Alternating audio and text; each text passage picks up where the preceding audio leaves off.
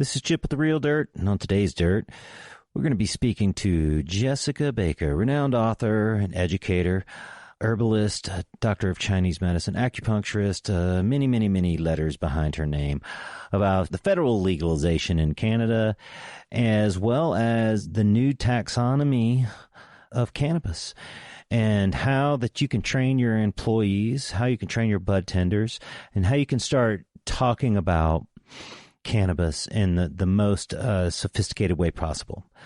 So sit back, fire it up, and enjoy this episode of The Real Dirt.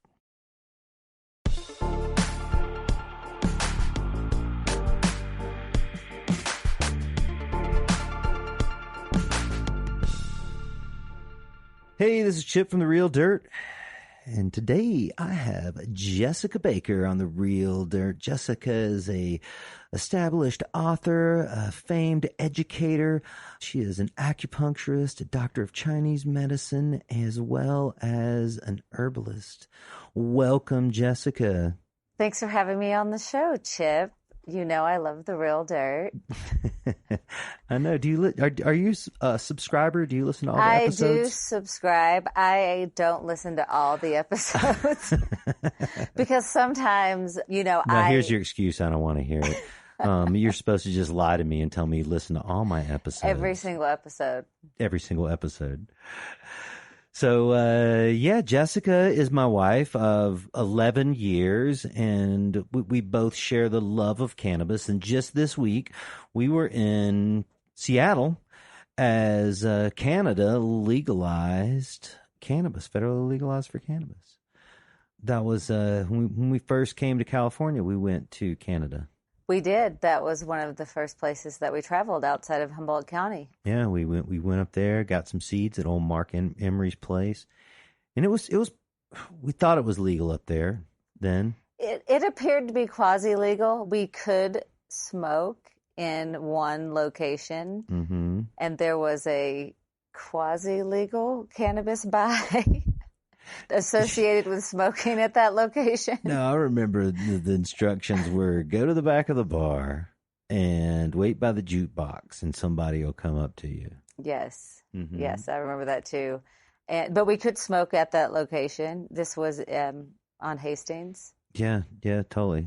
I mean, it was coffee shop like for sure. Yeah, it was. And I mean, in Mark Emery's bookshop and seed shop, we smoked out. We totally smoked out in the back of the totally. seed shop. Totally. And that's where we got our favorite Some of our favorite cannabis. Some of our favorite cannabis.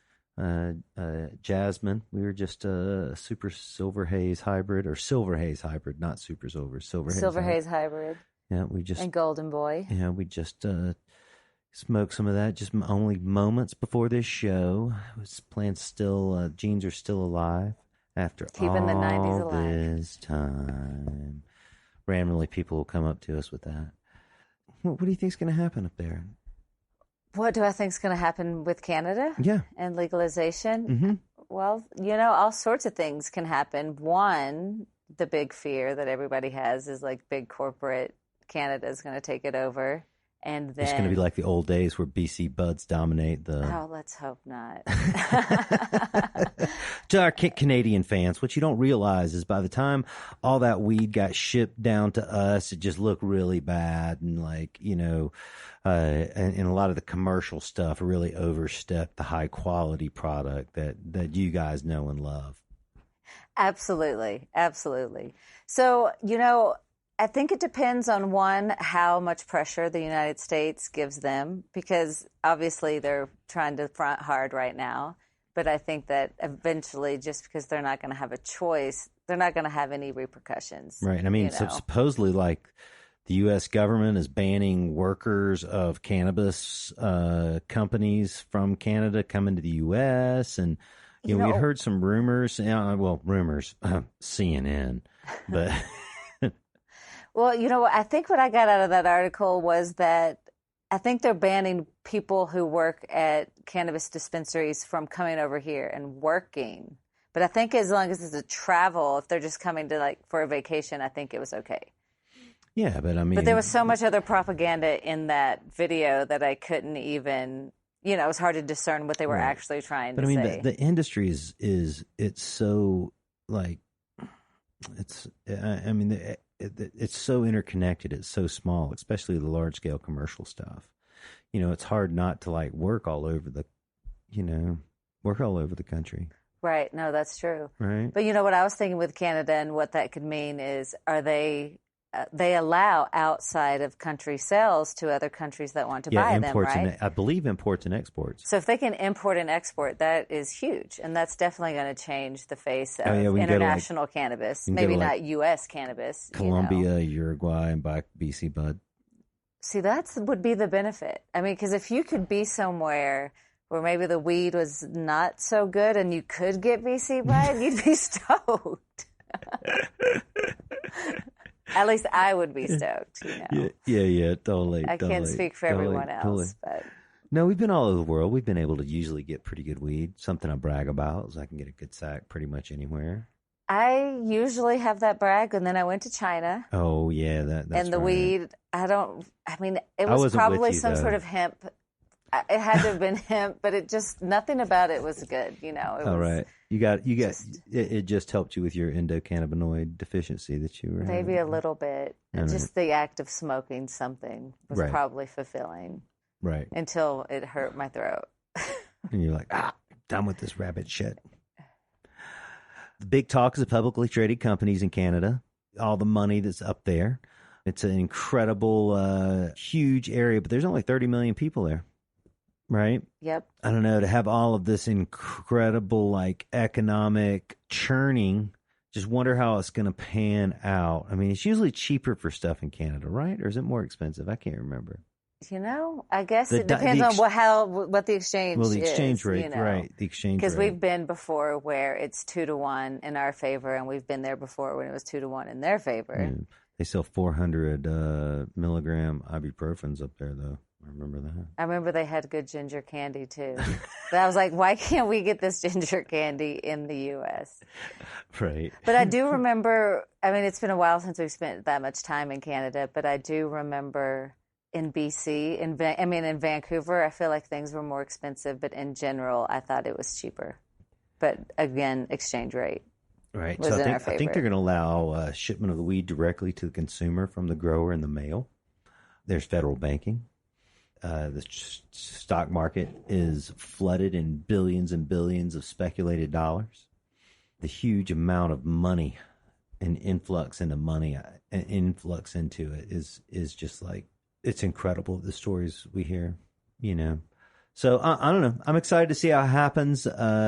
Just kind of think about Oregon and how, poor Oregon's doing these days because the state allowed so much growth, didn't regulate it at all for a sustainable industry. Absolutely. And I think there was just so much greed on the part of everyone trying to make money off the quote unquote green rush. Yeah, totally. And I think like many things, they aren't thought out for long term, and it's like jump by night, let's just get into this. But I also think it does economically, it may not be a good thing for all people, but anytime we have freedom of the plant, that overrides just about everything in my book. When we stop demonizing an herbal medicine, yeah, man. Then, so what if it didn't work for a bunch of people who jumped into it to make money, whether or not they'd been in the cannabis industry before or not? Yeah, right. Preach it, sister. Preach it, sister. It's for the plant. I'm usually for plants more than people. I don't think that'd be a popular bumper sticker. Definitely not. Yeah. Plants before people. It's true, though. Plants were here before people, so it's only fair that we think about their longevity. We wouldn't have people. You Absolutely can 100% not. say it. I'll promote this bumper sticker. Plants before people. Yeah. Canada's always been more superior than the U.S. in so many ways. I like to say it's an alternate dimension. Whenever we go up there, it's an alternate universe. It's kind of just like our place, but slightly different. Like if you were going in the movies and you'd get spun into an alternate universe by hopping into a hot tub or something, and the light switch is always on the right side when you walk into your house, but now it's on the left. That's kind of like Canada. But, Jessica, the reason that I brought you on the show today was a couple of days ago. We were in the kitchen talking about cannabis. We were talking, I was bitching about bud tenders asking me if I preferred indica or sativa. I'm a grower at heart, so I always want to talk about plants and their growth patterns. And, I was complaining about it. You kind of turned my thoughts and theories about what was indica and sativa upside down a little bit there. I wanted to have you on the show to explain it to me and all the rest of you bud tenders that are listening to it out there that want to sound really and be really informative to all you growers out there so you can speak on a higher level. Now, I still prefer to talk about cannabis in clones or strains. However, indica and sativa is how we talk about it. Absolutely. Everyone just says indica or sativa, regardless of who you are. If you're smoking it, if you're going to buy it, if you're selling it, if you're making a product with it, everyone just has this falsehood, I guess, right. about indica it's what's in the sativa. media, and like the newest, the people, your mom that wants to sound cool, right. She asks you for a sativa. Hey, do you have any sativa? Because it keeps me really up, and I don't want to have caps lock. Exactly. Because she read that, Exactly. So now she thinks she's cool. But before, everyone... Your mom is cool. My mom is pretty cool. So, hi, Mom. She probably listens to every episode. I'm going to get her to subscribe. I need subscribers. Hey, if you haven't subscribed to The Real Dirt, please, please, please join us on iTunes and subscribe to The Real Dirt podcast. Okay, back to this myth of sativa and indica. And that is, I'll go over the commonly held beliefs, and then we'll talk about why that's false and why I believe we should be, actually speaking about cannabis in a more sophisticated manner because we think we know so much about it anyway, which is a whole nother subject, just about how much humans think we know. But in terms of sativa and indica, what people believe is that sativas are the plants that grow tall and have narrow leaves. Right. And then they say you get high from the sativa. It's invigorating. It's more cerebral, uplifting, heart-pounding high. Yeah, man.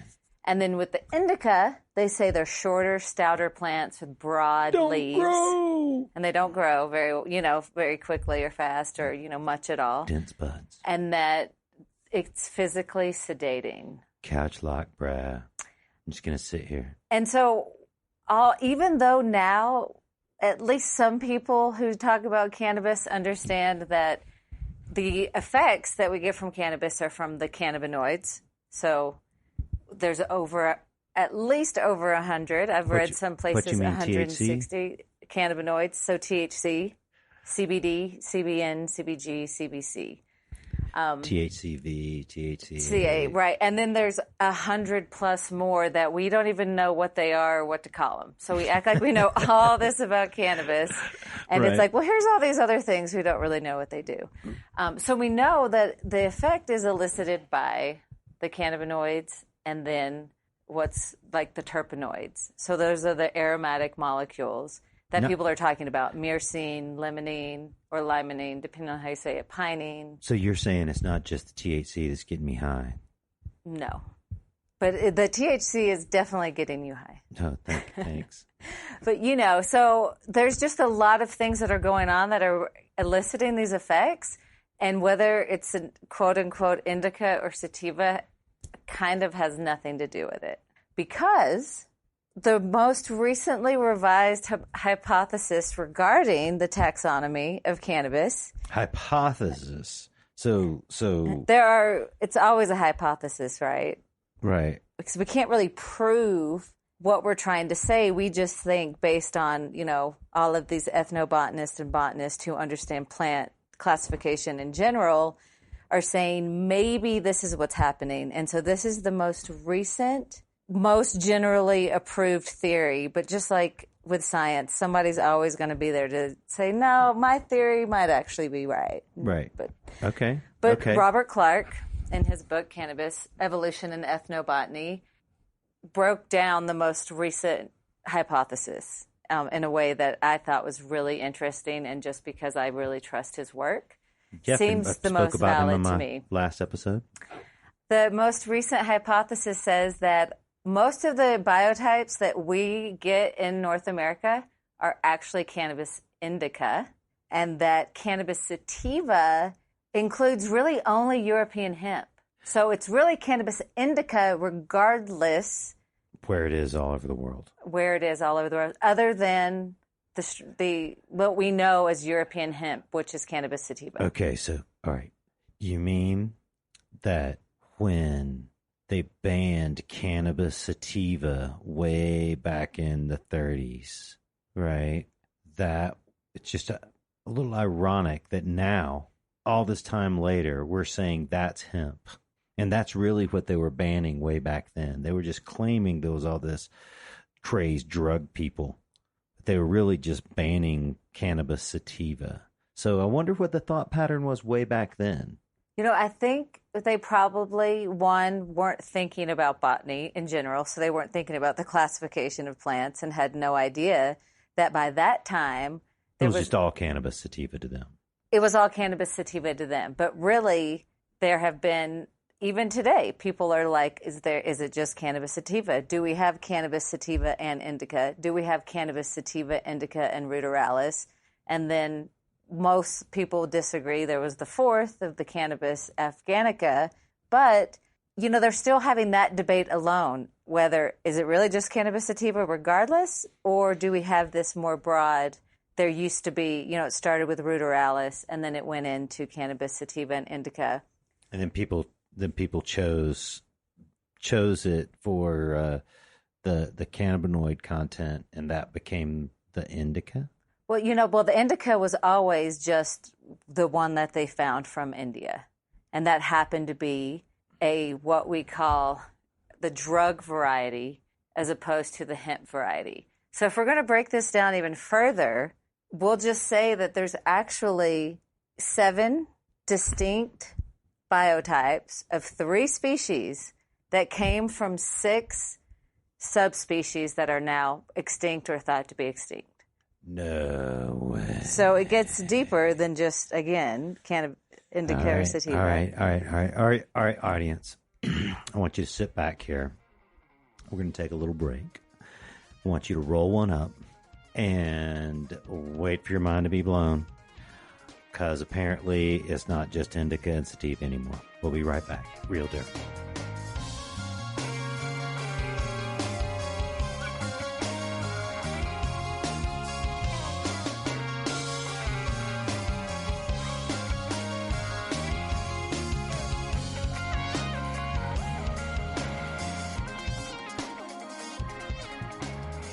All right, so Jessica is fixing to give us the new taxonomy on cannabis. There's not just indica and sativa anymore. All right, let's hear it. The thing is, I wish this was new. It's not really that new. We're just not caught onto it because, one, cannabis has been illegal, so there really hasn't been that much public study or this isn't interest based on in it. The Cannabis Genome Project or this is what year is this stuff? This is 2003, 2005. Wow. So again, not really that new. It's just that most of us, myself included, really didn't have access or researched this information until Robert Clark put it in his giant book, right, on cannabis evolution and ethnobotany. Right. Great book. Great. Yeah, read. It's a great book. Small letters. It's definitely a great book. Lots of pictures and graphs, too. There are some really, really cool pictures of cannabis, that's for sure. Hemp and ganja. Mm-hmm. I like to make that distinction that way, whether I'm talking hemp, ganja, because it's all cannabis, as we do know. Right. It's all cannabis. All right. So how is cannabis? How do we think cannabis may be classified? Okay. So there were these ancestors, right? We had that were potentially cannabis ruderalis. And then if we're talking about what we should be talking about rather than indica or sativa, especially now that we hypothesize that most of what we're seeing is cannabis indica anyway, what we need to know about, at least that if we care about the ancestry of these strains, did they come from a narrow leaf hemp ancestor, a narrow leaf drug, quote unquote, drug ancestor, so higher THC level ancestor? Are they a broadleaf hemp ancestor or a narrow leaf, or a broadleaf drug ancestor? So most of what we have today would be either a narrow leaf drug, if we're talking ganja, narrow leaf drug, or broadleaf drug. So it's not that the narrow leaf is sativa and the broadleaf is indica, but it's within this cannabis sativa or cannabis indica. There's narrow leaf hemp varieties, there's narrow leaf drug varieties, and broadleaf hemp varieties and broadleaf drug varieties. So that's really the distinction we're talking about if we're talking about the growth of cannabis. Thin leaf or broadleaf? Yep, narrow leaf or broadleaf. But you could say thin leaf. Right. Okay, I'm confused.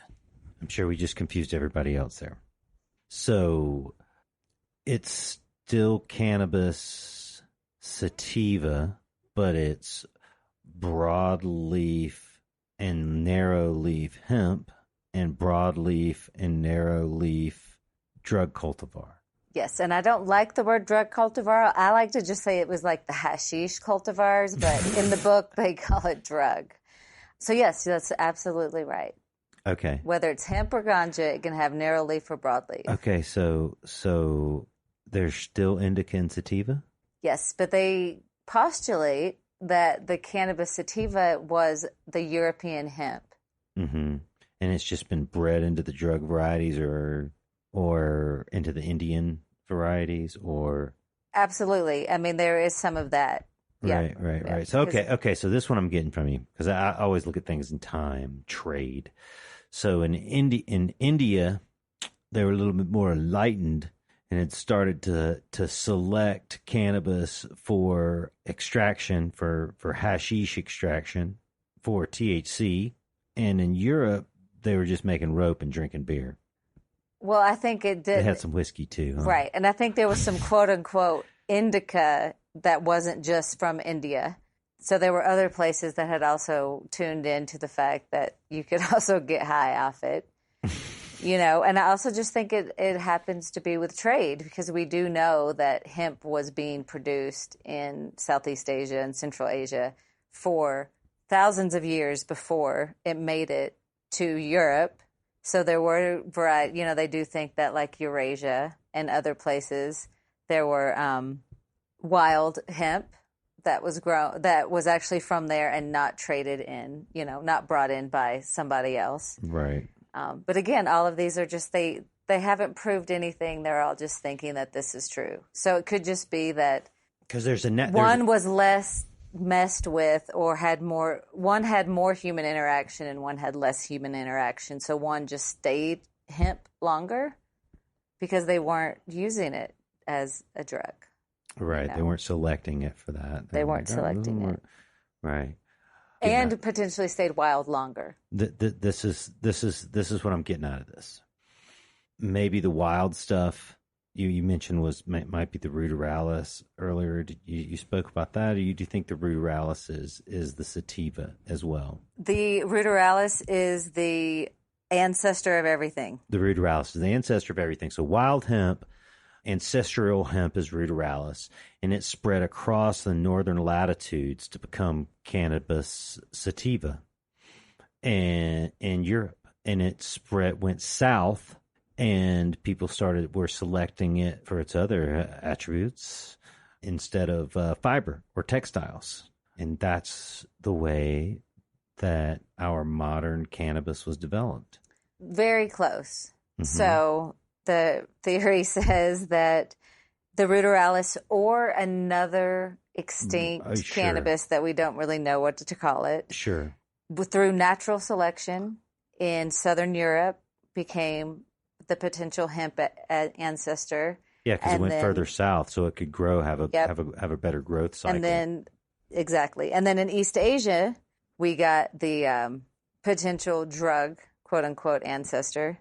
Getting fucked up. And then through natural and human selection is when we really like the quote unquote drug part really became more predominant because that happened through human selection and not so much natural selection. Of course, we were like, oh, I don't know. I like the one that gets me feeling funny. I mean, the seeds are great to eat, but when I eat the seeds off that one over there, I get lit.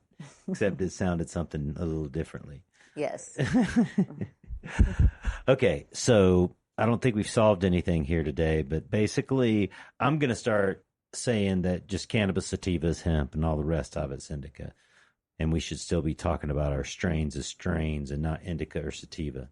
Yes, we basically just need to ditch the indica sativa myth about what everyone thinks it does. And I feel like if you are in a position of working in this new cannabis frontier, it's really your job to educate yourself on the truth and stop spreading myths and just because you heard someone else say it. Just because you heard someone saying it because somebody's been saying it for a few years. This is a perfect opportunity. You get to help train all the bud tenders and people listening to this. Okay, so you've been into numerous dispensaries. If you were behind the counter, so to speak, how would you properly approach a customer when you talk about this type of stuff? Well, this just goes into the deeper issue of like, what's on the shelf anyway? You've got your random name of your like blueberry muffin, skunk, number, whatever. I mean, you just got this name somebody made up. And then all people seem to care about is THC and CBD. So then they're like, this has 28% CBD based on this random lab report and, 0.02% CBD. And then they say it's an indica. So already you know nothing about what's going. You know the THC and the CBD. You've got some form of information, but you have nothing about what's really going on genetically. Like, what's the ancestors of this strain with the random name. And then without knowing the terpene profile, you're really not going to know all the effects of this. You're going to be like, okay, it's 28% THC based on this random lab that may or may not actually be testing that properly. You're going to be really feeling euphoric because and maybe there's some anti-inflammatory actions and maybe there's some pain relief because THC has those things. Mm-hmm. But we don't know anything about how this is going to make you feel because one, it's the cannabinoids, it's the terpenoids, it's the environment, it's what did the person just eat or drink. There's all these things that go into how this cannabis is going to make you feel. Okay, I get it. I know. Sorry, I had a little rant. You had to rant. No, I understand. Let's just go into this fantasy world, right? And you're the bud tender, and I'm going to come in and ask you for some weed. Okay. All right. Okay. Here we go. Hey, man, I'm looking for some weed. Okay, what are you looking for? I don't know. What's the best? Well, it really depends on what kind of cannabis you want to smoke on what's the best. Right. I like it when I like indicas. Okay, well that doesn't tell me much. Great customer service. All right. Well, okay. If I say I like indicas, then that means I think I like weed that makes me relaxed. Relaxed, right. I like to relax. I like indicas. Okay, so really what you want is something maybe with myrcene in it. But since none of our things are, let us know anything about the terpenoid level. No, I wouldn't say that. But okay. Say you're a sophisticated dispensary and they have all of the secondary compounds tested. Okay, then I would definitely push them towards getting something with myrcene in it.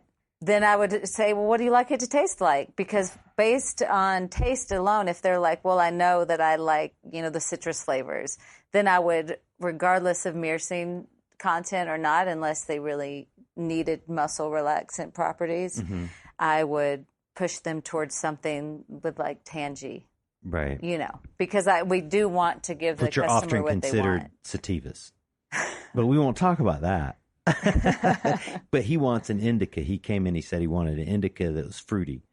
So you push him to whatever fruity random thing they had on the shelf. Right. How do you keep from saying indica and sativa?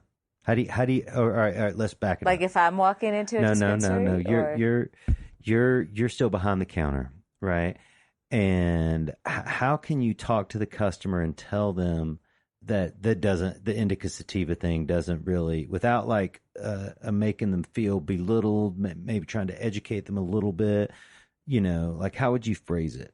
I would probably just say something like, research just came out that said most of our varieties are all cannabis indica. So really, they're all indica that are in this store, regardless of what they say. It's groundbreaking news. Like, I would make it sound like it just happened so they wouldn't feel dumb, but like, hey, we're changing this. Well, this is kind of what I have been saying to people for years, is just say that, oh, well, all this stuff here is hybrids. How do you want to feel? Right. Right. And you're saying, oh, all this stuff's indica, right? How do you want to feel? Right. Yeah, I like the hybrid model because that's true too. I mean, if we're going off of this, it gets people out of the terminology. Right. Yeah. Right, which is what you're trying to do. Really what they're thinking in their head anyway is it's just a hybrid of two plants. And that's why it's called like Tangy Kush or whatever the name is. Right, or even if they know what hybrid means. Even if they know what hybrid means, right? Which they may or may not. You're like my car? Like my car? Yeah, it's like a hybrid, man.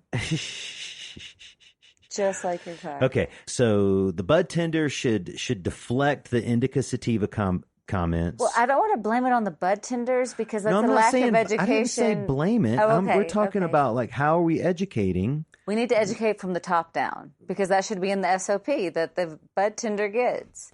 Is here's your cannabis education course. Right. Here's your cannabis education course. Unless it's just like McDonald's, which is you're just wanting people to push the button. You just want people to push the button. You know. Yeah, right. A bud tender saying when you walk in the door, well, most of all the cannabis these days are hybrids. How do you like to feel? Do you like flavors, or is there an appropriate way to ask that question? How do you like it to taste? Yeah, I mean, that's what How do you like it to feel and taste? Yeah. Do you have a preference for smell or taste? Yeah, okay. Instead of using indica and sativa. I hope some of you business owners out there, some of you dispensary owners out there, some of you growers out there, some of you bud tenders out there really take this conversation to heart. If you can get out of that indica sativa conversation, if you're an owner and you can redevelop your paperwork, your SOPs in order to reflect the conversation you should have, right? Because they are all hybrid strains.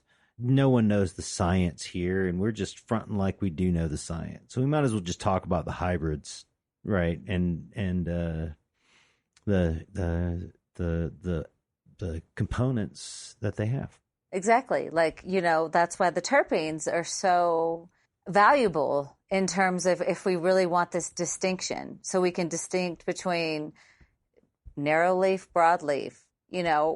Is this something that is coming from the hemp side that we are going to start working on because we want something that we like, from the analysis on the hemp, but we want to add that to the quote unquote drug variety. So then that would be important if we're talking about just how we're growing it. Do we want broadleaf? Do we want narrow leaf? Do we want it more stout or do we want it more tall? And then. So the growers and the breeders have different conversations they get to have, and the consumers, it's different conversation. It's how do you feel, and the grower, it's how does it grow? Right. What are you looking for in the growth pattern and in the effect that people are going to get when it's all said and done? Big buds, high THC content, no leaf. I want it to stretch and to be bug resistant.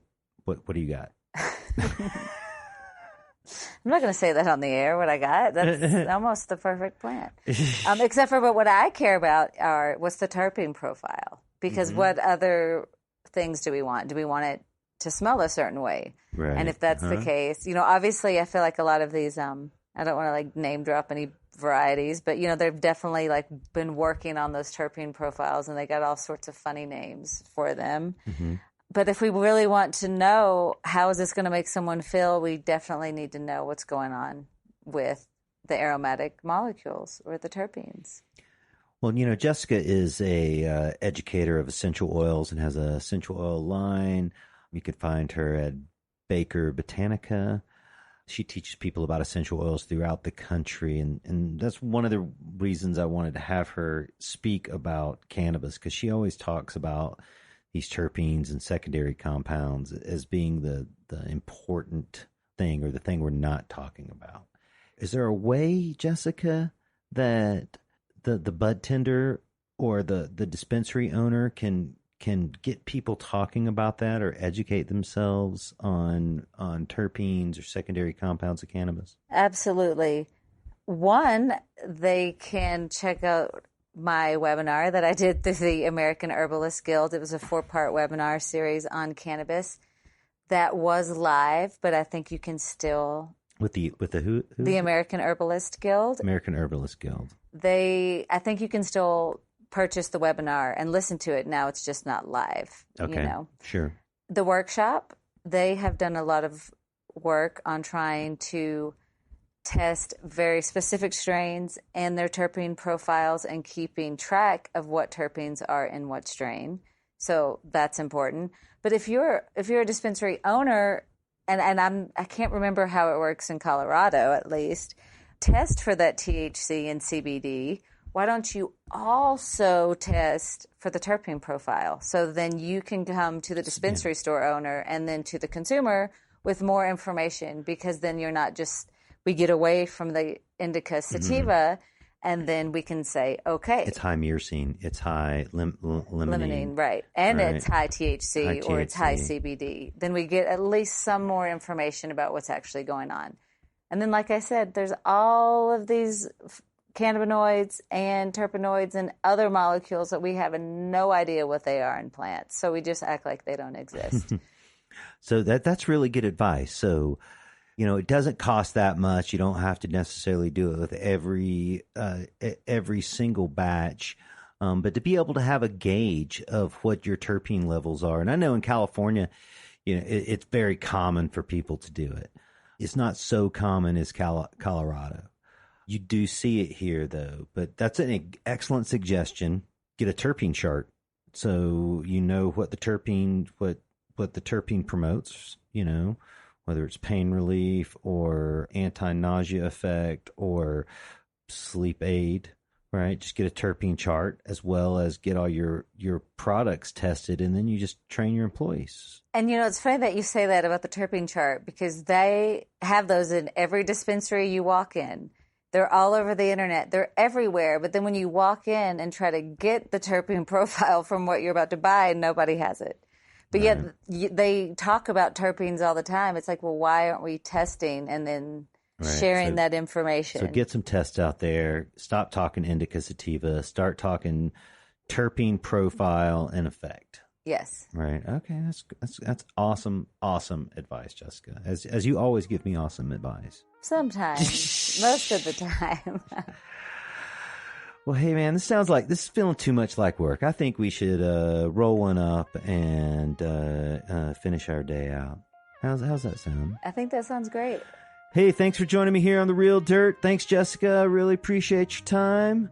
Thanks, listeners. I really appreciate your time. And if you're interested in this episode and others, please download it on The Real Dirt at therealdirt.com. See ya. Peace. Thank you for once again joining me on The Real Dirt. I really appreciate your time. I know it's valuable. I'd like to thank Jessica Baker for joining me today. I know her schedule is busy today, too. If you are interested in other episodes, please download it at therealdirt.com or subscribe on iTunes at The Real Dirt Podcast. And hey, let's not forget, if you have any wholesale, commercial, or home grower equipment needs, contact us at cultivatecolorado.com. We've built thousands of grow rooms across the country, and if your local hydro store can't help you, then give us a call. Hey, I'd also like to say, if you're in the Denver, Colorado area, stop by Cultivate Colorado and pick up some growers potting soil.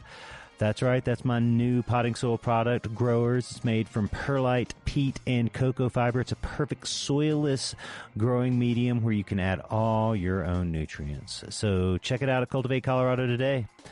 And once again, I'd like to ask you to roll one up and stay high. Stay high.